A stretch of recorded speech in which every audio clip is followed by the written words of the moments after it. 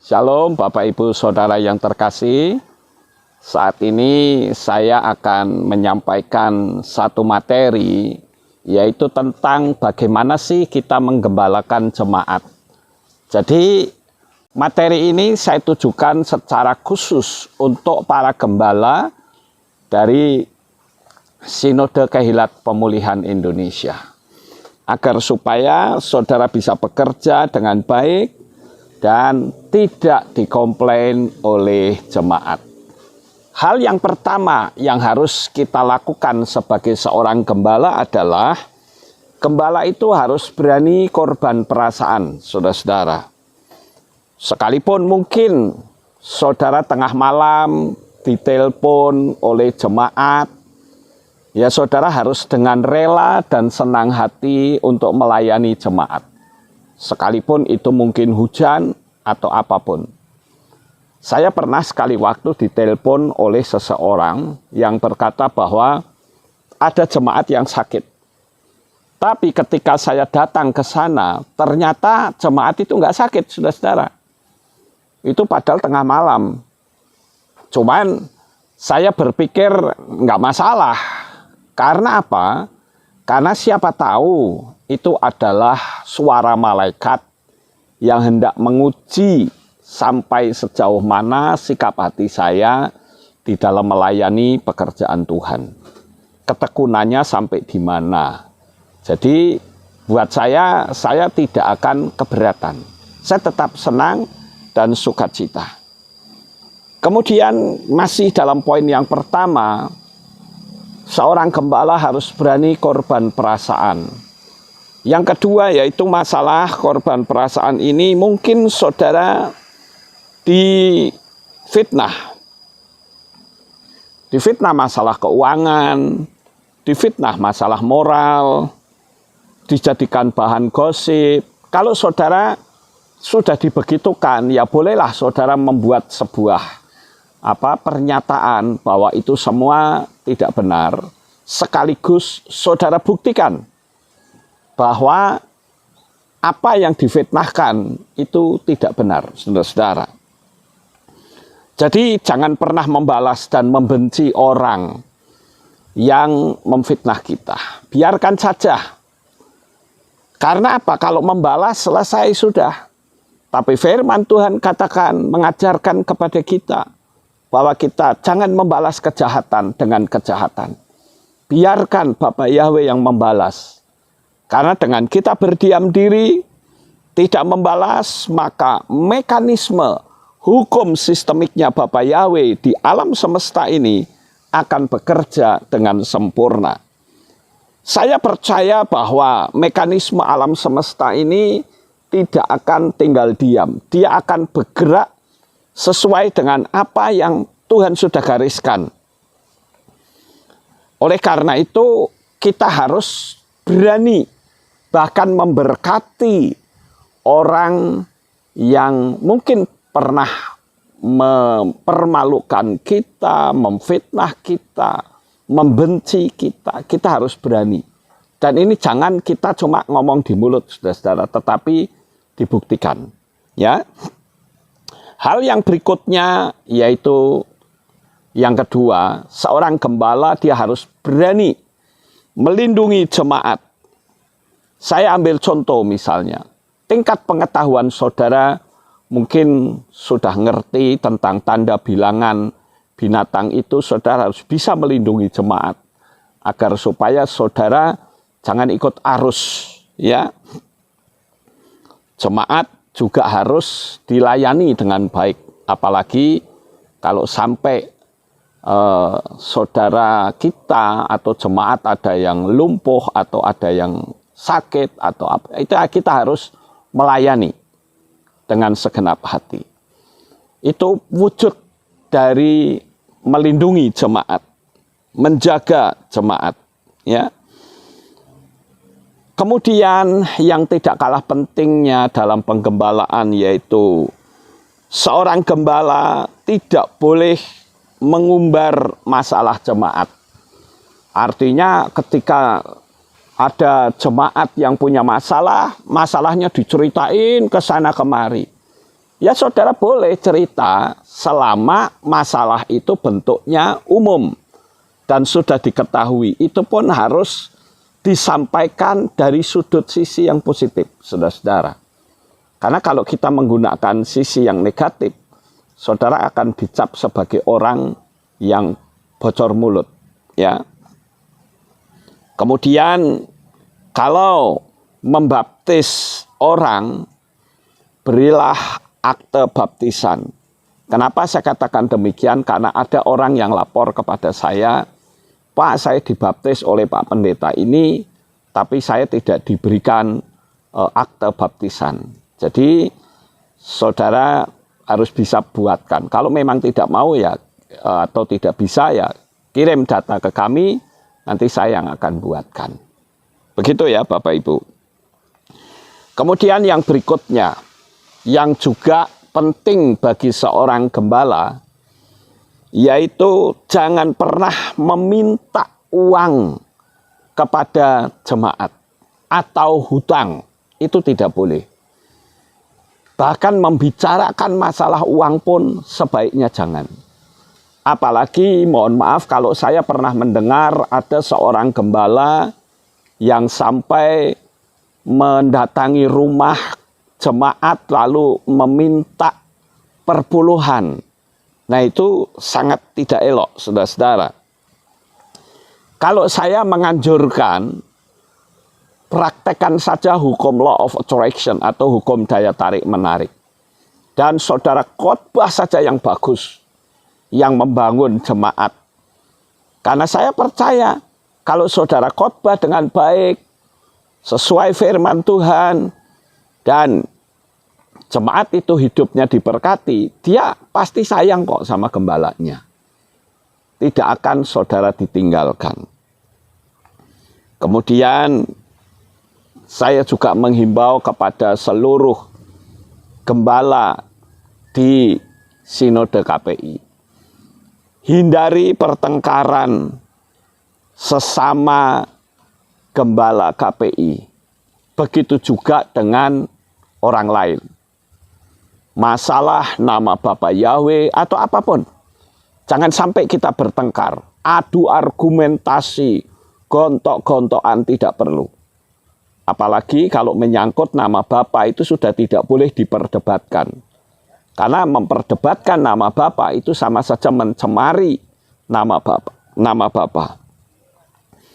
Jadi saudara-saudara, yang saya ingin agar supaya para gembala tidak boleh bertengkar dengan siapapun. Apalagi sampai lapor-melapor. Itu saya sangat tidak setuju. Dan mohon maaf kalau saya katakan, jikalau ada gembala KPI yang sampai melapor ke sana kemari, menuntut jalur hukum dan sebagainya, tanpa saya diberitahu, berarti saudara sudah melawan prinsip dari KPI. Karena KPI punya prinsip, kita tidak boleh berurusan dengan hukum di dunia ini. Kita harus bertindak, berperilaku yang baik sesuai dengan firman Tuhan. Kalau kita disinggung, disakiti, ya nggak apa-apa, nggak masalah. Wong kita ya nggak disuruh bayar, kan begitu saudara. Jadi itu yang saya inginkan supaya para gembala ini tidak boleh saling bertengkar. Kemudian sekali lagi saya tekankan agar saudara ingat, jangan pernah minta dana bentuk apapun. Ya, apakah itu mau untuk membangun kehilat atau untuk apa saja.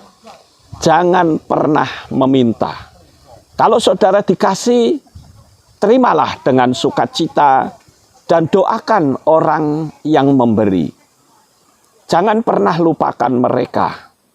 Saudara sayangi, doakan supaya orang yang memberi untuk pekerjaan Tuhan, hidupnya semakin diberkati oleh Bapak Yahweh.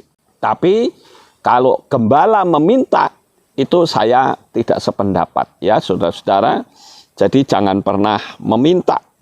Apalagi mohon maaf kalau sampai bikin proposal, disebarkan ke toko-toko, minta ke pemerintah dan sebagainya, saya sangat tidak setuju. Saudara yang menggembalakan di KPI, saudara harus berani menggunakan iman. Karena saya percaya Bapak Yahweh sekali-kali tidak akan pernah mempermalukan saudara selama saudara melayani dengan baik, dengan penuh kasih sayang, baik kepada Bapak Yahweh maupun kepada jemaat. Saya percaya Bapak Yahweh pasti memberikan pertolongan. Kemudian saudara-saudara, saya perlu memberitahu juga bahwa seorang gembala itu tidak boleh bocor mulut, ya. Nggak boleh bocor mulut. Artinya tidak boleh lalu cerita atau masalah jemaat naik ke mimbar, itu tidak boleh, ya. Beritakan firman saja, ya. Yang penting saudara sungguh-sungguh, pasti Bapak Yahweh berikan pertolongan. Jangan sampai saudara dicap sebagai orang yang bocor mulut. Kemudian yang berikutnya, seorang gembala di dalam menggembalakan itu sebaiknya memiliki kedisiplinan masalah waktu, itu sangat ketat. Misalnya saudara punya jam ibadah jam 4 sore atau jam 6 sore misalnya, harus tepat saudara-saudara. Jangan sampai ngolor, ngaret, jangan sampai.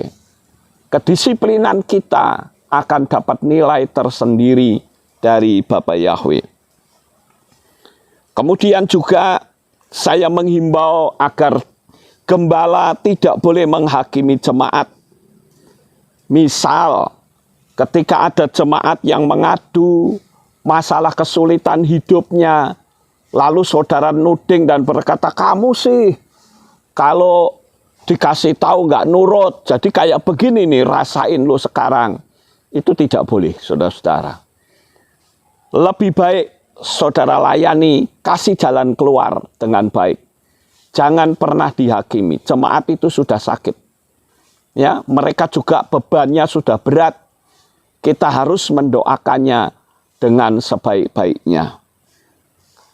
Jadi yang dibutuhkan oleh jemaat yang memiliki beban yang berat itu sebetulnya bukan saudara nuding-nuding dia, menyalah-nyalahkan. Apalagi saudara bilang, berdoa saja. Ya sudah berdoa. Dia pun pasti akan berkata, nggak usah kamu suruh, aku juga sudah berdoa. Nah yang penting di sini adalah tunjukkan jalan keluarnya seperti apa. Ya.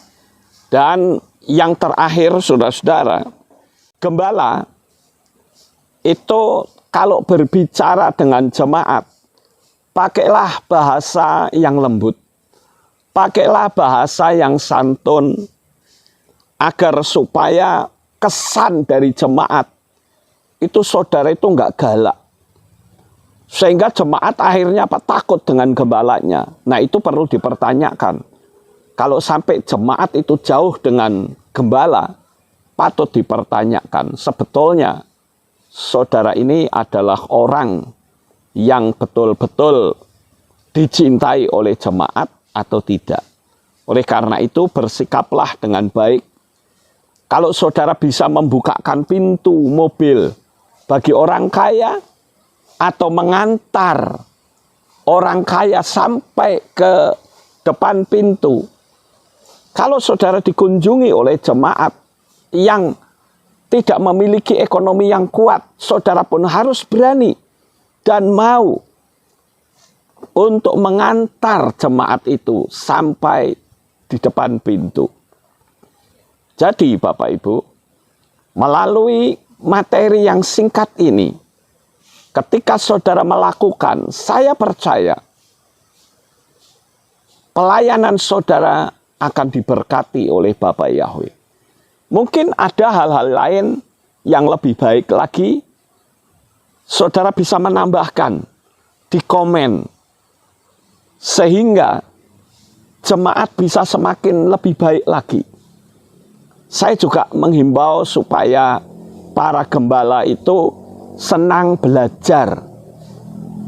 Jangan sampai tingkat pengetahuan saudara itu cetek. Hanya berputar-putar-putar khotbahnya seperti itu. Jemaat bosan. Banyaklah belajar. Supaya jemaat itu memiliki wawasan yang luas. Sekarang ini kan sudah zaman era informasi. Jadi informasi apapun saudara bisa dapatkan. Sekalipun tidak boleh saudara telan mentah-mentah. Saudara bisa pelajari yang lain. Perbandingkan kebenarannya sampai sejauh mana. Jadi seperti itu ya Bapak Ibu. Inilah masukan saya untuk para gembala di Sinode KPI. Terima kasih. Bapak Yahweh memberkati. Shalom.